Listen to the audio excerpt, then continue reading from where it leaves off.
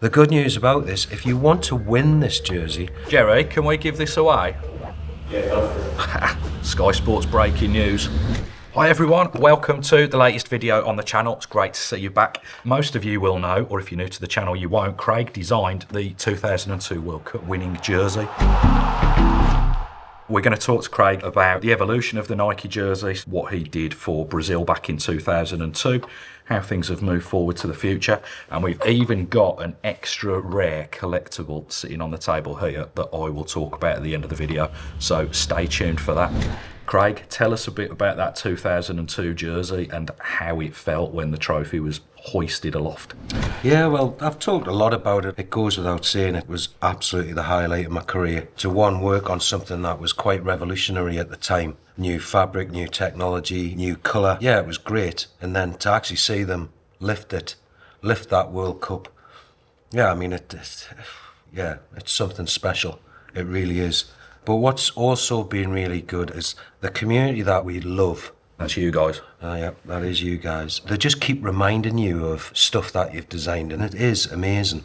But over the last few weeks, the phenomenon video went out about Ronaldo. Such a player, one of the best players the world's ever seen.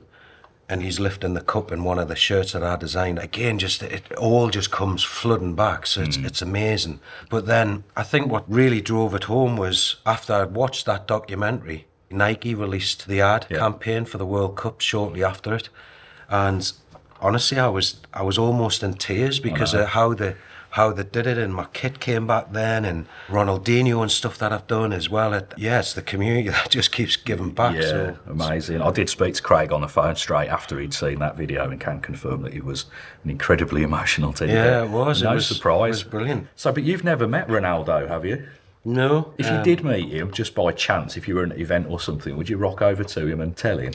Yeah, I mean, he was actually in the studio around the time when we were designing the products, but I was actually quite ill at that time. And when he came into the office, he was signing jerseys left, right and centre with all the members of staff there, and sadly I wasn't there, so... Nobody got one for you? No. So actually seeing this, which has been supplied by the guys at Subside, this is actually the shirt before they'd won anything, which is the exact shirt that I'd designed, which is great. It's a Cool Motion 2-in-1. But what I wanted to talk about a little was the evolution of the kits, but we've got here the replica version of it.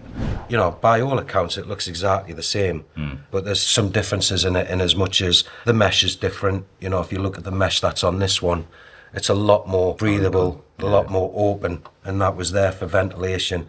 Whereas the one for the fans, you can't have it that open because, you know, they've got to wear it. Yeah. And there, obviously, this is one that's been released after they'd actually won the World Cup in it. So it was interesting because at that time, we kind of almost did the players' kits and the replica kits by default. We weren't actually going out there thinking we've got to do a players' kit and a replica kit. It just kind of happened because we knew we couldn't commercialise that because it was quite an expensive kit to make, but we wanted to make sure it was the best kit for the players. So that, for me, was almost the starting point of what we now see. Whereas if we fast forward to the jerseys at the World Cup, which I have to say, as much as I love my design, I absolutely love this kit. And for those that know, Nike have taken inspiration from the leopard, The Jaguar. which is significant to that region. And I know they will have had challenges to get this across because historically Brazil are not the easiest federation to work Traditional with. federation. Traditional federation. They're very clear on what their colours should be and shouldn't be. But where I've gone massive colour there, which is what we called it at the time, when you look at the colour that they've managed to get over the line, I mean, it's quite vivid. Yeah, given that they're called the Canaries, this feels more of a canary yellow. Yeah. And I've always thought of your shirt as being a really bright yellow shirt. And seeing it next to these, it does look almost like a normal it does, lemon doesn't it? yellow or yolk totally. yellow. It's incredible how vivid this is. Yeah, so, I mean, I think it's a great kit. Again, it's the kind of template which I'm not a massive fan of, but I think every time it's tone on tone, it works. Yeah. Because you don't see the line as much. And this is obviously bespoke because there's no one else has got this through any of the federations, which is nice to see. So they've obviously given Brazil the kudos that they deserve. The badge application is, again, as beautiful as you would expect. There's a little bit of high density within that. It's nice, it's rubberized. Yeah. But I think, sorry if I can just grab it off you a minute, Rob. The thing for me, which I really love, the button itself is a really nice detail where it's really quite rubberized, and you're not going to get any major issues with that. But just this tiny little diamond that obviously plays into the flag of the nation, I thought was really quite clever. But yeah, overall, I think that for me is a cracking kit for the World Cup. And if you get the chance, obviously have a look at the away kit, which is just as beautiful. Their training product, they've done a real kind of Nigeria spin on it with all the wild and wonderful colours a few years back. They've kind of taken the same approach with Brazil to give them like that real edge, which I think is really nice. But then where it starts getting a little bit disappointing for me is when it comes into the replica kit. Again, everything tends to be embroidered, but it's just the fabric's a bit too much of a step down for me. Yeah. Having said that, they've continued with exactly the same button. They've got all the little details, the kind of flag details being captured again.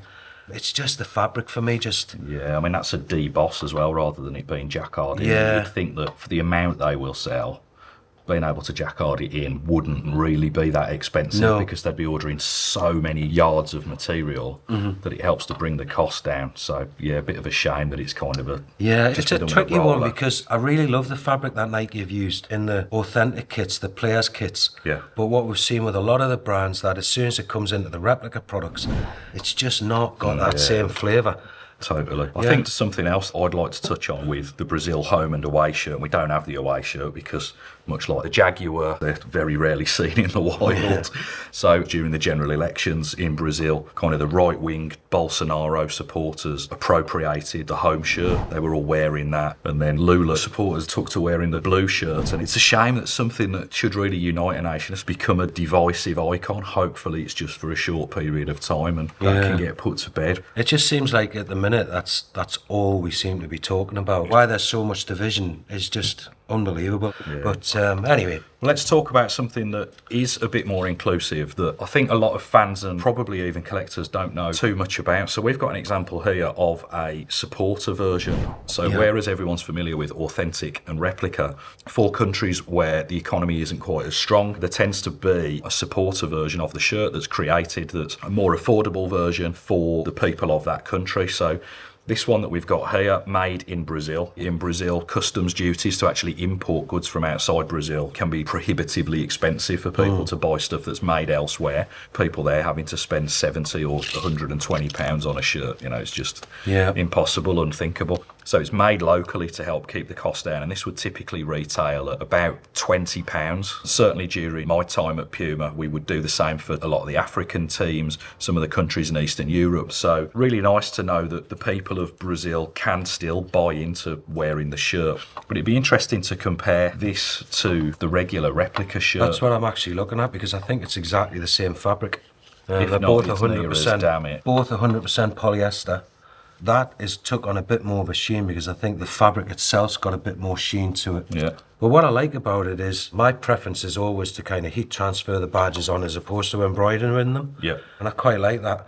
I guess the only thing that I'm not overly keen on is the Star Trek neckline. Could have made it a bit closer. Yeah, I think so. Expensive. I think so. But, you know, at the end of the day, it is a price point driven garment. But the good news about this, if you want to win this jersey... Jerry, can we give this away? Yeah, go for it. Sky Sports breaking news. Competition time. We're actually going to give this shirt away, and Rob will tell you how you can now win it. Super rare, kindly donated by Subside Sports. Every collector would surely want this. So for your chance to win it, just follow the instructions below the video. That's going to wrap up our Brazil video for today. If you would like to know a little bit more about Craig's framed Ronaldo shirt fiasco, you might want to head over to our Patreon channel, where he will be exclusively telling that story to us. Stories that we wouldn't be allowed to tell on YouTube, and we'd love to see you there. Until then, though, please like, subscribe, and leave us a comment. We'll try and reply to all of them. Thanks so much for your support, and we'll see you next time. Cheers. Very kindly donated by Subside Sports. Donated. Very kindly dynamited by Subside Sports. It's come from the famous Brazilian kit mines.